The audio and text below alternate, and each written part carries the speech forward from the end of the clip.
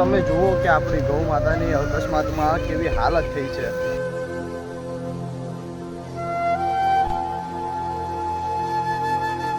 અકસ્માત સામે થયેલો છે ને ગાયને અહીંયા લાવીને મૂકવામાં આવી છે, કારણ કે તેનો વીમો પાસ થાય તેના માટે અહીંયા રાખવામાં આવી છે। આને દાટવાનું પણ અત્યારે કોઈ વિચારતું નથી। મિત્રો તમે જુઓ કે આ આકાશમાં સર્જાયો છે, તેમાં બધાને એવું કહેવું છે કે તમને રાત્રે એક ગૌ માતા દેખાણી નહીં। વાત એમની 100% સાચી છે કે મિત્રો ગાડીમાં લાઇટો હોય છે, બધી સુવિધા હોય છે, તો આપણી ગૌ માતા કેમ નથી દેખાતી? તો મિત્રો મારું તો એક જ કહેવું છે બધાને કે મિત્રો તમે રાત્રે કે દિવસે ગમે ત્યારે નીકળો, પણ જોઈને ચાલીને નીકળો, કારણ કે જેવું તમારું પરિવાર છે ને એવું એમનું જ પરિવાર છે। અને સાધન ધીરે ચલાવો। અત્યારે વીમો પાસ કરવાવાળા મિત્રો તમે જોઈ શકો આ કૂતરાને પણ અકસ્માતમાં મોત થયું છે। તો મિત્રો હું તમને હજુ પણ કહું છું મિત્રો તમે સાધન ધીરું ચલાવો। પણ મિત્રો તમને ખબર નથી કે આમનું પરિવાર રજડતું થઈ જાય છે। આપણે તો બસ બે ઘડીની મોજ માટે આપણે ફાસ્ટ ચલાવતા હોઈએ છીએ, જ્યારે આપણા જ ઘરમાં કોઈકનું મૃત્યુ થાય છે ને ત્યારે મિત્રો આપણું ઘર આખું સૂનું થઈ જાય। તો મિત્રો આ પણ એક જાનવર છે, તો આને પણ જીવવાનો હક છે। તો મિત્રો મારી તો એટલી વિનંતી કે તમે ધીરું સાધન ચલાવો।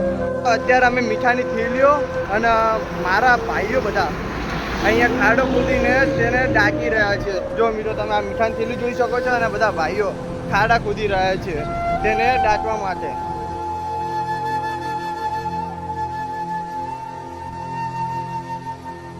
મિત્રો આજે ભાઈઓ એવું સારું એવું સેવાનું કાર્ય કરી રહ્યા છે, મને પણ ખૂબ આનંદ થયો કે